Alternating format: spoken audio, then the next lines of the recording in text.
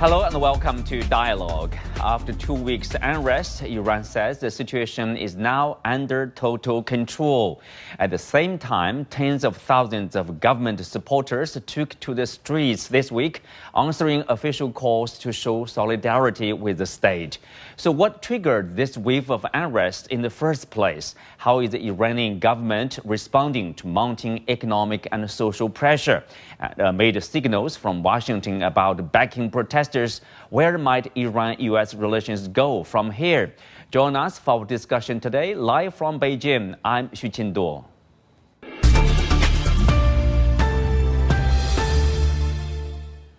Well, joining me today are Professor Shahram Akbarzadeh, Director of the Middle East Studies Forum at Deakin University, Professor Peter Kuznick, Director of the Nuclear Studies Institution at American University, Professor Wang from Northwest University of China.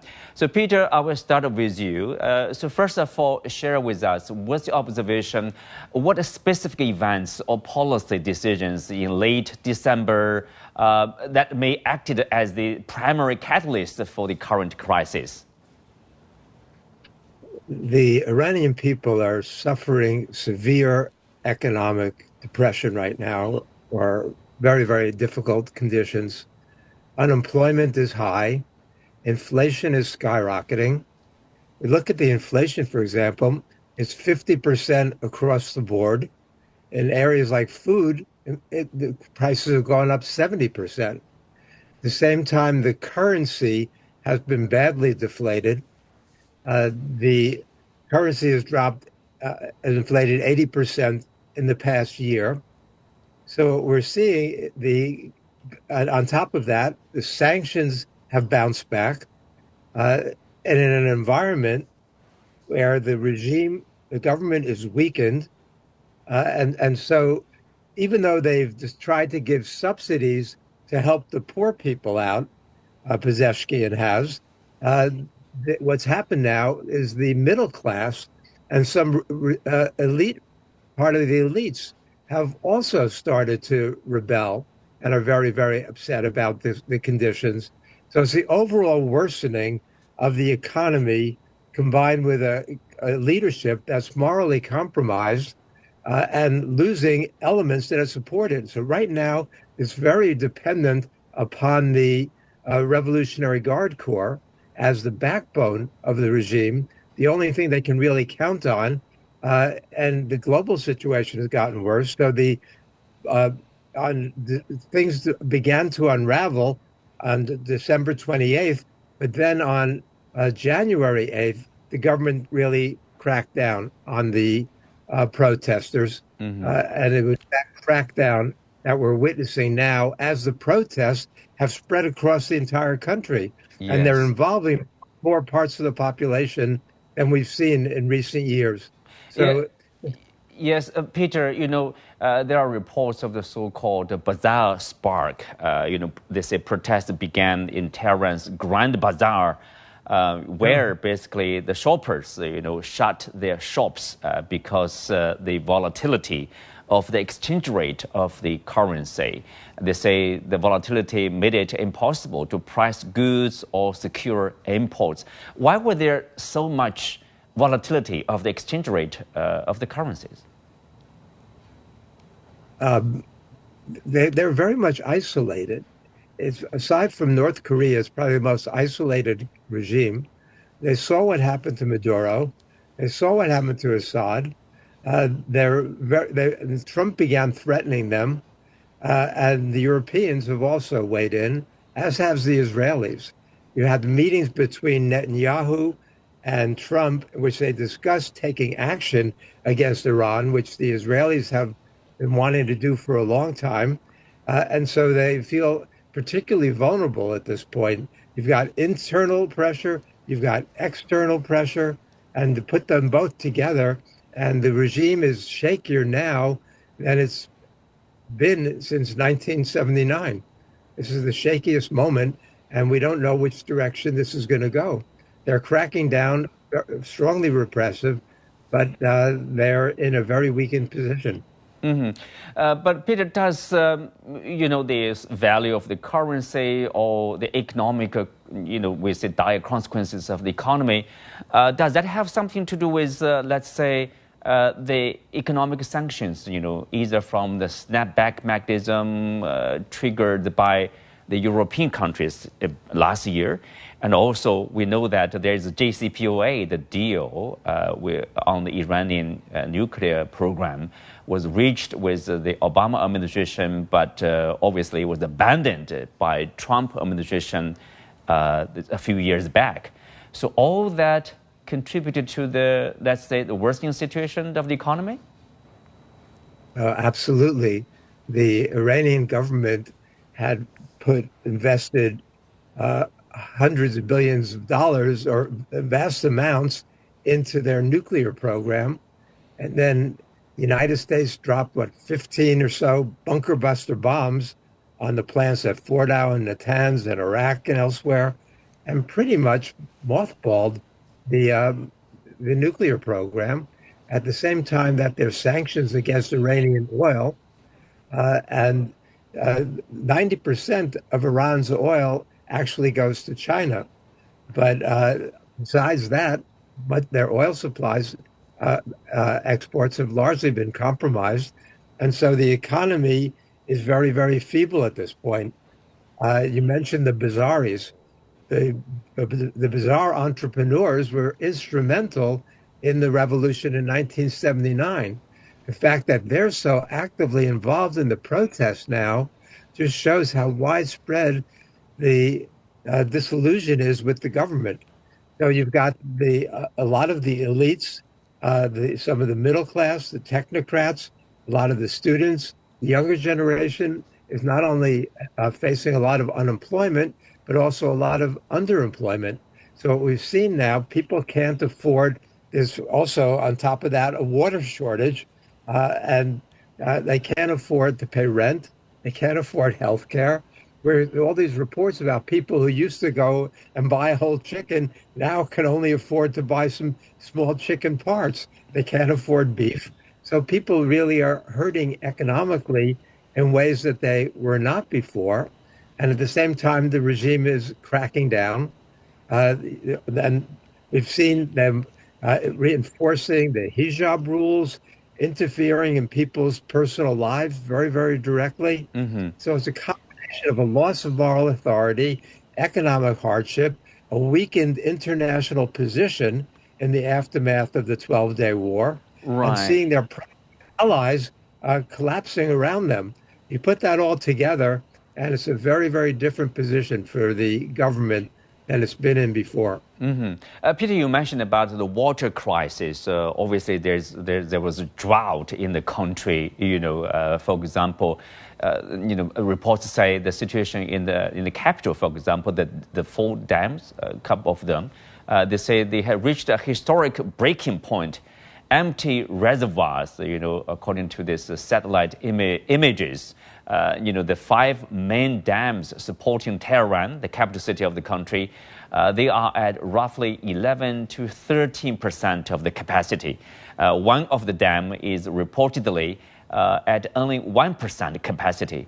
So without the water, obviously, there's a big problem to people's livelihood, but also the country partially rely on hydropower for a significant portion of its electricity. So that caused a lot of problems. A lot of problems. And there's also a narrative that the Revolutionary Guard is diverting the water that is there to support its own businesses. So it's this, on top of the physical reality, there's a narrative spreading of corruption, that the regime is vastly corrupt, that the only ones who are doing well are the Revolutionary Guard and certain businessmen who are tied to the regime, while the rest of the people are suffering. And so, and they actually are suffering at this point in ways that they haven't for a long time. So it's a situation that really has weakened the moral authority of leaders. Yeah, the grievances, obviously, are there. I mean, you can see people are not happy with the daily livelihood, probably not happy with the management of the government, especially the 2026 budget, to increase the budget, to increase the taxes. Of course, people are not happy. But what about, the accusation of a foreign interference, in particular from Israelis?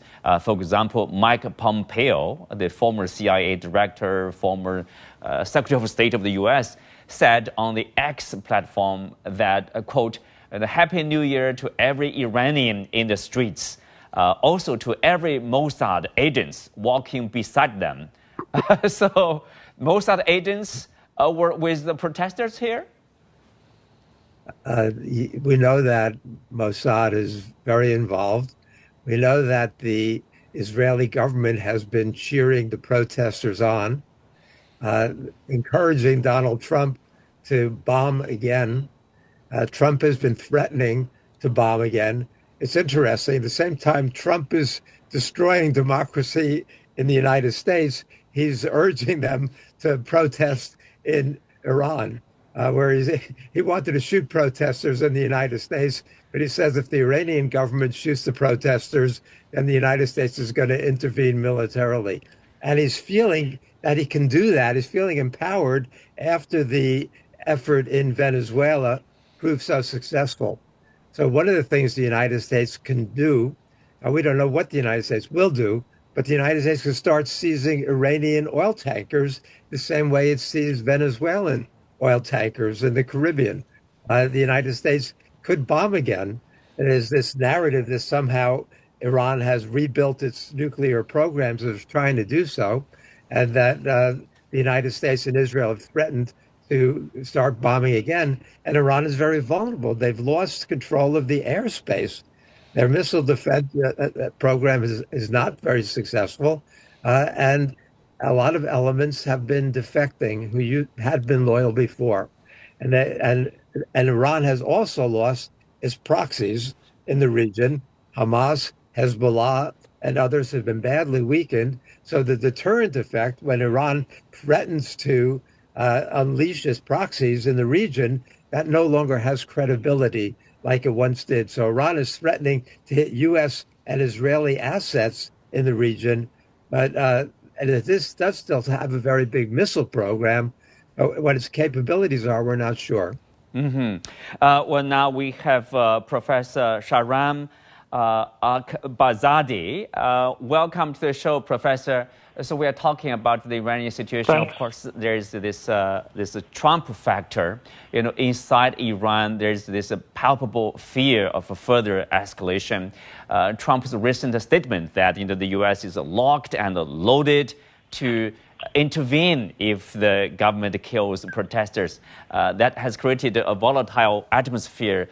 How do you look at this Trump factor in affecting probably either emboldening some of the protesters or probably the opposite effects on the protest? Well, thanks for having me, and apologies for a technical glitch. I couldn't join the video. I think all right.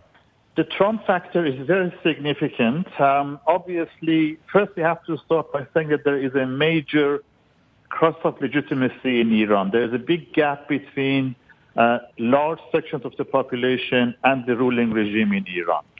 And that crisis of legitimacy has been festering for decades now, and it's getting worse and worse with the failure of the Iranian authorities to provide basic necessities for the population, with the inflation, with the currency going down. Now, Trump has shown that, in a way, he's a man of action, even though it's limited action. So Trump brought the United States into direct war with Iran last year, supporting the Israeli attack on Iran.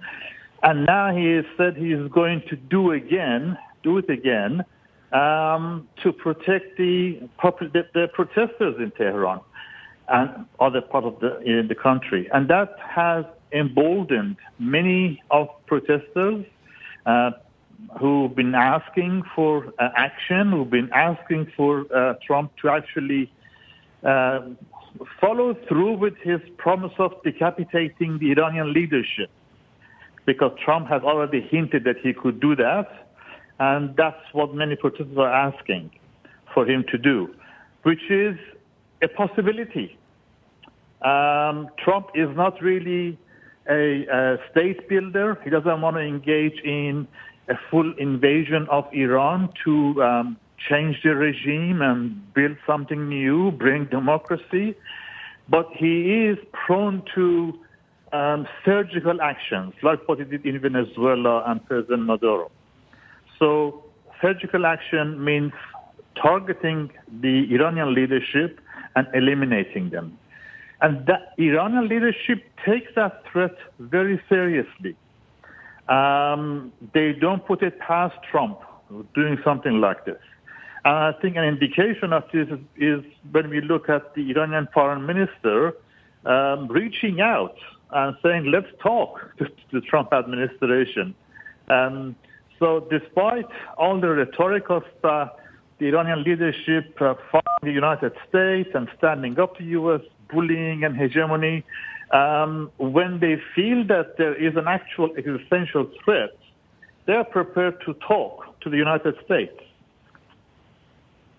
Okay, they're prepared to talk. I mean, how will the talk, if there's negotiation between the two sides, be different from, let's say, last round of indirect talks between Iran and the U.S. side? Of course, at the last round, right before the last round, the U.S.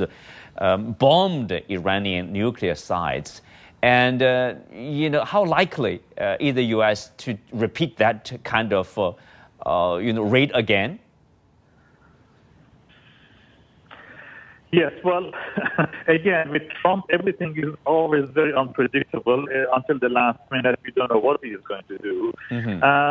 But that's a very good question. What is Iran going to offer in negotiations with Trump? Because we know that there are certain red lines. Iran is not going to give up its nuclear program, and I heard the last bit of your other guest presentation about Iran rebuilding its nuclear program. Of course, Iran is rebuilding its nuclear program and reconstructing its facilities deeper underground so they won't be hit by bunker-busting bombs. Iran insists the nuclear program is for civilian use. It may very well be for civilian use, but we don't know because there are no inspections, there is no international monitoring, and Iran has drawn a red line under its program, so it's not going to give up its nuclear program. Iran has made it very clear it will not give up its missile program. Mm-hmm. And missile program was shown to be devastating for Israel in June last year, when Iran actually managed to hit some Israeli territory with its drones and missiles. So Iran is not going to change its political system either. So I'm not sure what the authorities in Iran are going to offer at negotiation table to appease Trump. Right. We have Professor Wang. Wang, if you look at the Israelis, obviously, there's open discussion inside Israel in their media about what they are doing or what they plan to do against Iranians. We understand, of course, they see the Iranians as their threat. So do you think there's a plan between Israel and the U.S., like what they are going to do? Okay, they may repeat the 12-day war against Iran, surgical strikes. Is that all the plan? Or are they, prepared for anything, for example, more chaos, if they have this, let's call it engineering a regime change in the country? I mean, Iran is a big country. Well, I think the coordination between the two countries, Israel and the United States, are always on the process.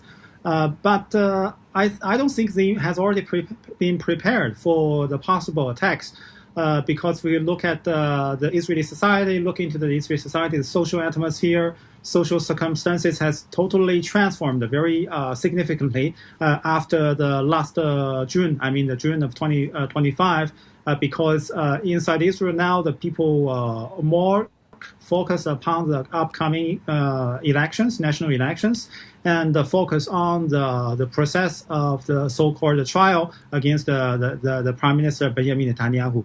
So Iran's internal threat and internal unrest is, of course, important, but I don't think Israel has already made the very well preparation for the possible next round of attack directly against the targets inside Iran. And also from the perspective of the United States, as we know that the United States has already expressed that they might launch latest attacks against Iran, and they might launch the attacks very soon. But the problem is that from the military perspective, I don't think the United States has already prepared because we know, for example, there is no United States aircraft carriers in the Persian Gulf. There is no such military and naval forces there. So it makes it very difficult for the possible military attacks, large waves of attack against targets inside Iran. So there may be some kind of many levels of military attacks, many levels of some levels of the intelligence penetrations inside Iran's territory to launch the strikes, to make a kind of noises and make kind of unrest and crisis. But I don't think Israel and the United States have the capabilities right now to launch large wave of attacks against Iran and launch new wars against Iran. Mm-hmm. Wang Jim, the Iranian government has said that now the situation is under total control. The unrest has basically been going on for 2 weeks. So there's a stability. We see this the images of a pro-government rally in the country. So the situation seems to be calming down. But the problems remains. Economic challenges remain there. How will the government handle those challenges? For example, hyperinflation, devaluation of the currency, drought, water crisis, etc. Well, I think Iran's government has already promised to do something. Some of the old measures, some might be new. For example, the Pezeshkian, the president has already promised to hold dialogues with the protesters to hope to listen to their voices and listen to their claims and hope to settle down and sit down and find a way together. And also, on the other hand, Iran has already promised to, for example, offer new subsidies to the civilians, to the daily necessities, to help the people to ease their economic pressure. And also, according to the budget plan, just passed by Iran's parliament, that in the upcoming, the upcoming March, upcoming March will be the new budget year, and inside the new budget year, Iran will decrease their tax rate and also offer more subsidies to the people. For example, give them the money directly to help them to meet the family demands. But I don't think these are enough because, as you mentioned, the economic difficulties are there. They are fundamentally resulted from United States sanctions and isolation, and also the measures taken by Iranian government. They have already tried them best, but I don't think this is enough. So for the people, I think their economic situation would be continue to be difficult. Yeah, to be difficult. Of course, the U.S. sanction, if I'm not wrong, has been decades, sanctions from the U.S. So that obviously produced this very negative effects on people's daily lives. But Peter, President Trump tweeted that on X platform, saying that any country doing business with Iran will be up to 25% tariff when they sell their product to the U.S. or services.